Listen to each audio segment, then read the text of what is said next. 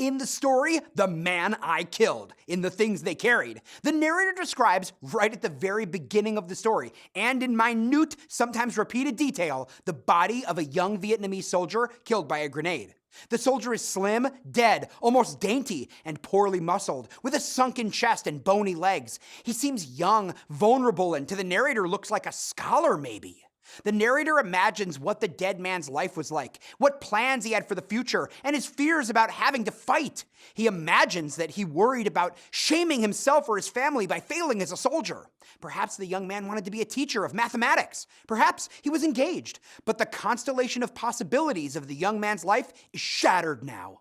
One eye remained while the other was a star-shaped hole.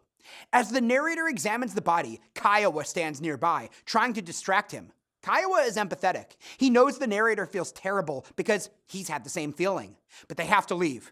Kiowa implores the narrator to talk about it. The dead man lay with one leg bent beneath him, his jaw in his throat, his face neither expressive nor inexpressive. One eye was shut, the other was a star-shaped hole. Kiowa finally covers the body with a poncho and says to the narrator, "Talk." The narrator knows nothing about this dead Vietnamese man beyond what the narrator can actually see with his own eyes.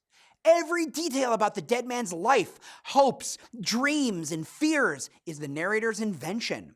He tells a story about a man he might well have befriended and with whom he had much in common. Perhaps because he projects his own hopes, dreams, and fears onto this man. The man could very well be him. The guilt the narrator feels over this death is among the heaviest of the burdens he carries. The man he kills possibly symbolizes the death of the narrator's own youth, lost to the horrors of combat in the Vietnam War.